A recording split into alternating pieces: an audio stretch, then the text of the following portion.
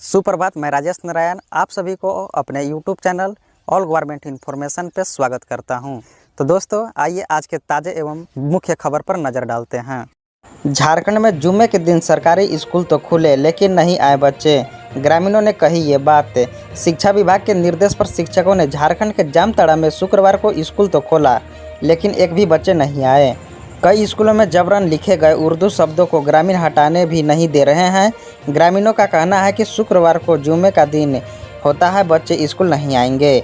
झारखंड के जामताड़ा में शुक्रवार को जुम्मे के दिन साप्ताहिक अवकाश करने व रविवार को स्कूल खोलने का मामला जैसे चर्चा में आया है। शिक्षा विभाग के अधिकार हरकत में आ गई है। उर्दू विद्यालय छोड़ बाकी को शुक्रवार को स्कूल खोलने का निर्देश दिया गया है।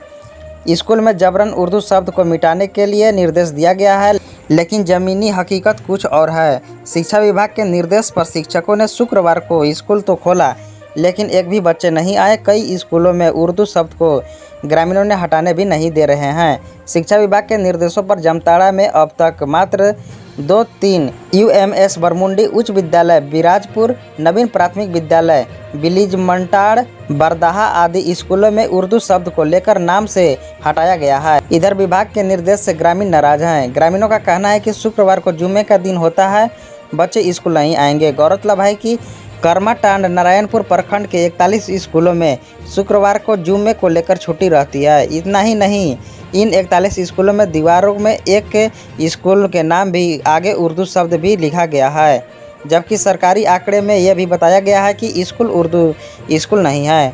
ग्रामीणों ने मनमानी कर रही उर्दू शब्द जोड़ा जा रहा है। जामताड़ा जिले में मात्र 4 ही उर्दू विद्यालय हैं। इनमें जामताड़ा प्रखंड के मध्य विद्यालय धनबाद उर्दू, करमाटांड़ प्रखंड के मध्य विद्यालय करमाटांड़ उर्दू उत्क्रमी मध्य विद्यालय नवाडी में शामिल है। जब शुक्रवार को करमाटांड़ प्रखंड के विभिन्न स्कूलों की जांच पड़ताल की तो पाया गया कि शुक्रवार को प्राथमिक विद्यालय ऊपर भिटरा समय से खुल गया था। स्कूल में 2 शिक्षक बैठे हुए थे। स्कूल में एक भी बच्चा नहीं था। यहाँ 375 बच्चे नामांकित हैं। प्रधानाध्यापक मोहन दास अपना कामकाज निपटा रहे थे। सचिव से जब स्कूल के बच्चे नहीं आने की बात पूछी गई तो उन्होंने कहा कि DSE के निर्देश पर स्कूल समय से खोला गया है, लेकिन जुम्मे की बात कहकर एक भी बच्चा नहीं आया है। प्रावी ऊपर भिटरा के आगे उर्दू शब्द को अब तक नहीं मिटाने को लेकर कहा गया है। ग्रामीण इसको मिटाने नहीं दे रहे हैं। प्रावी ऊपर भिटरा में लॉकडाउन के बाद स्कूल खुला तब से प्रार्थना नहीं होती है। स्कूल के नाम में जबरन जोड़ दिया गया है उर्दू। उमवी अलकुचवा में सभी 5 शिक्षक बैठे हुए थे लेकिन यहाँ के बच्चे नहीं आए, जबकि यहाँ 310 बच्चे नामांकित हैं। यहाँ भी स्कूल के नाम के आगे उर्दू शब्द को जोड़ दिया गया है, जिसे नहीं मिटाया गया है। प्रधानाध्यापक राजकिशोर दास ने बताया कि शुक्रवार को स्कूल खोलने पर बच्चे नहीं आए। पूर्व से ही स्कूल के नाम के आगे उर्दू शब्द लिख दिया गया है, जिसे ग्रामीण नहीं मिटाने दे रहे हैं। विद्यालय प्रबंधन समिति का नहीं हो सका गठन।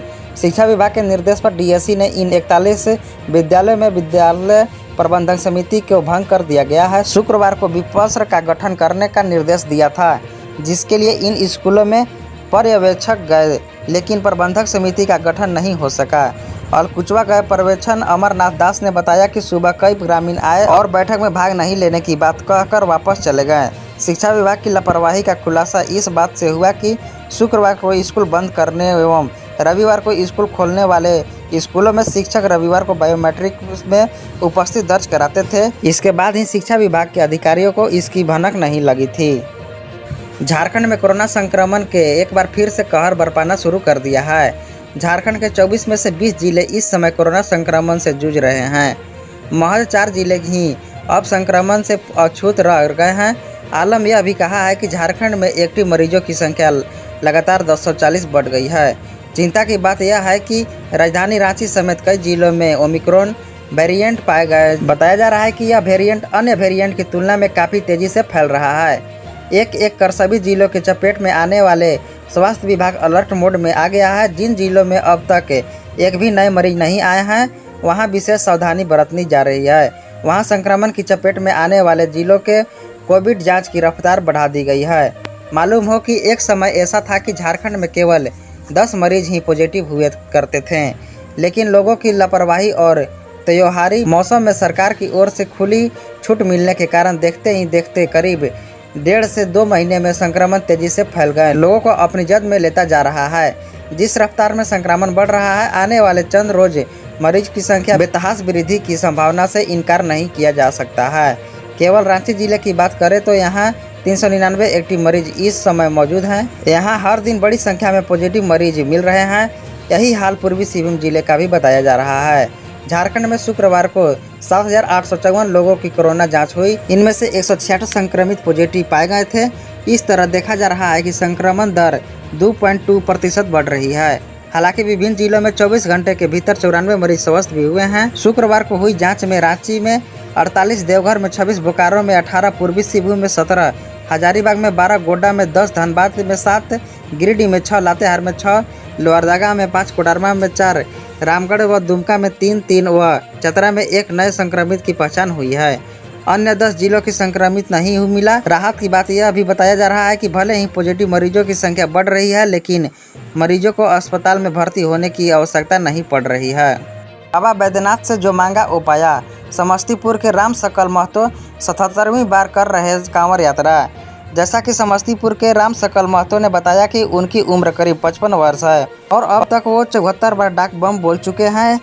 इस बार तीसरी बार डंडी देकर बाबा दरबार पहुंचे। उन्होंने बताया कि 1990 से 2011 तक 74 बार वो डाक बम की यात्रा कर चुके हैं। सावन माह की शुरुआत के साथ ही सुल्तानगंज से देवघर स्थित बाबा बैद्यनाथ मंदिर तक की कांवड़ यात्रा शुरू हो जाती है। 105 किलोमीटर की इस लंबी यात्रा को पूरी कर श्रद्धालु बाबा बैद्यनाथ पर जल चढ़ाते हैं। इनमें से किसी की मन्नत पूरी हुई तो कोई मन्नत मांगने के लिए बाबा के दरबार जा रहे होते हैं। वहीं कुछ की बाबा दर्शन की तलाश में लगे हुए हैं। इस बार फिर समस्तीपुर के राम सकल महतो और उनके दोस्त नरेश पासवान कांवड़ यात्रा पर निकल चुके हैं। राम सकल महतो बताते हैं कि उनकी उम्र करीब 55 वर्ष हो गया है और वह अब तक 74 बार डाक बम बोल चुके हैं। इस बार तीसरी बार डंडी देकर बाबा दरबार पहुंचेंगे। उन्होंने बताया कि 1990 से 2011 तक 74 बार वो डाक बम की यात्रा कर चुके हैं। सोमवार को वो डाक बम बन बाबा दरबार में जल लेकर पहुंचते हैं। फिर सालों का अंतराल रहा और अब 2018, 19 और 22 में डंडी देकर बाबा दरबार तक पहुंच रहे हैं। राम सकल महतो ने बताया कि उन्होंने बाबा बैद्यनाथ से कुछ मन्नतें मांगी थी। उनकी दोनों ही मुरादें पूरी कर दी गई है, जिसके बाद वे डंडी देकर बाबा दरबार तक पहुंचते हैं।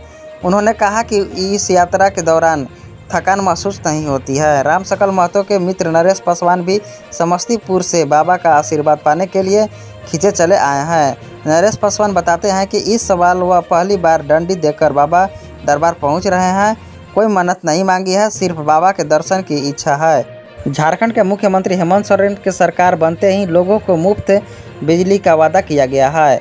इसके बाद ही उन्होंने निजी क्षेत्र में स्थानीय लोगों को आरक्षण देने की भी बात कही है। पिछले महीने उन्होंने पुरानी पेंशन जल्द बहाल करने की बात कही थी। उन्होंने शुक्रवार को कैबिनेट बैठक में अपने सभी वादे पूरे कर दिए हैं। झारखंड के सीएम हेमंत सोरेन ने शुक्रवार को कैबिनेट मीटिंग में 55 प्रस्ताव पास किए हुए हैं। इसके तहत राज्य कर्मियों को पुरानी पेंशन पद्धति लागू करने व सहमति बनी। राजस्थान, छत्तीसगढ़ के बाद झारखंड तीसरा राज्य हो जाएगा जो पुरानी पेंशन पद्धति लागू करेगा। पिछले महीने हेमंत सोरेन ने कहा है कि 15 अगस्त तक पुरानी पेंशन योजना लागू हो जाएगी।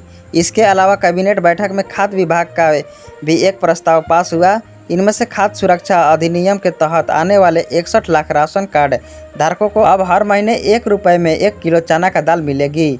वहीं निजी क्षेत्र में स्थानीय लोगों को 75% आरक्षण देने एवं 100 यूनिट बिजली मुफ्त करने की प्रस्ताव पास हुआ है। साथ ही मनरेगा योजना के तहत हर दिन 27 रुपये की वृद्धि की गई है।